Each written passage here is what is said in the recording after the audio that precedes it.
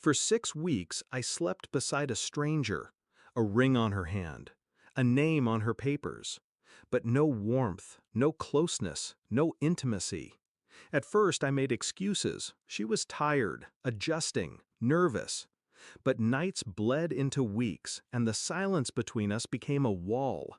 When I finally asked her why, she looked me dead in the eye and said, "My body is my choice. You can't demand anything." She was calm, cold, almost rehearsed. That was the moment I understood. This wasn't hesitation, it was strategy. I met her 2 years ago. She was charming in public, delicate in private. She knew how to play vulnerable just enough to make me feel protective. It worked. I fell fast, blind to the way she calculated every gesture. My friends warned me. They said she was after stability, not love. I laughed them off. I wanted to believe in her, in us. The wedding was perfect, at least for her. Her smile for the photographs, her family basking in the spectacle. Behind closed doors, though, the smiles faded. The warmth vanished.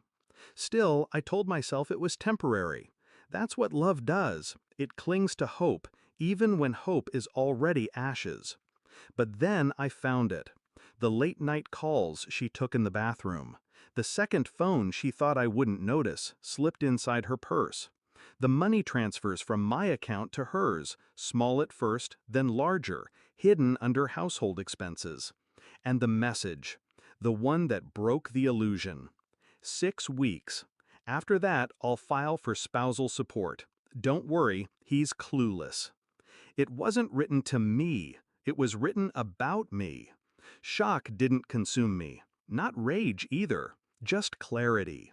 She hadn't married me for love. She had married me for leverage, for my name, for my assets, and she thought she'd trapped me. But parasites forget. The host can cut them off. I didn't confront her again. I didn't scream. I didn't beg. I played the role she expected, the quiet, patient husband. And in silence, I planned. My first move was subtle. I met with a lawyer, quietly, discreetly.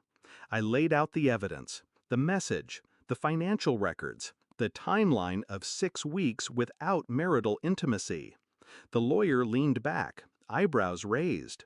Annulment, not divorce. You can prove fraud. Fraud. That word was a blade. I gathered more. Screenshots, bank statements, witnesses who'd seen her with someone else when she claimed to be with me. Every document, every detail, stacked like ammunition. And then I waited. The night before the 7th week, I cooked dinner, lit candles, played her favorite music.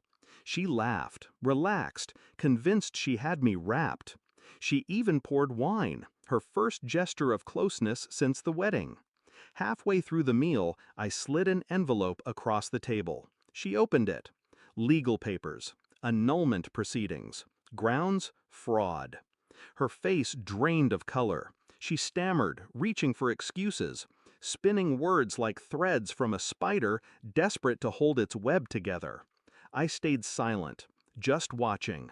Finally, she whispered, "You can't do this. If you leave me, I'll take half."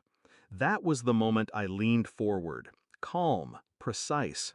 "You won't take anything, because this marriage will be erased, like it never happened." The court days that followed stripped her mask, thread by thread. My lawyer laid out the timeline, the messages, the financial deceit, the absence of intimacy, 6 weeks of deliberate withdrawal, documented and undeniable. Her defense crumbled.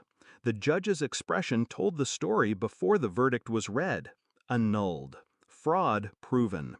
No rights, no claim to assets, nothing. Her family, the same ones who paraded at our wedding, sat in stunned silence. My friends, the ones who had warned me, nodded with grim satisfaction. But her face, that was the victory. Watching the realization dawn that her scheme had collapsed, that she had bet everything and lost it all. When it was over, she tried one last tactic. cornered me in the hallway, eyes wide, voice trembling. "We can fix this, please. I wasn't ready." I looked at her, really looked, and for the first time I saw her not as my wife, not as the woman I once loved, but as the con she truly was. "You had 6 weeks," I said, "and you wasted every one of them." Then I walked away. Now the house is quiet. The bed is mine alone. Some would call it loneliness. I call it peace. I didn't lose her. She lost me. And she lost the game she thought she'd already won. People still ask me what happened. They whisper about how fast it ended, how sudden the annulment was. I just smile and say, some marriages are built on love, others on lies. Only one survives. And I sleep soundly, knowing that when she tried to trap me, I cut the wires clean. Because revenge doesn't always roar. Sometimes it signs its name at the bottom of a court order.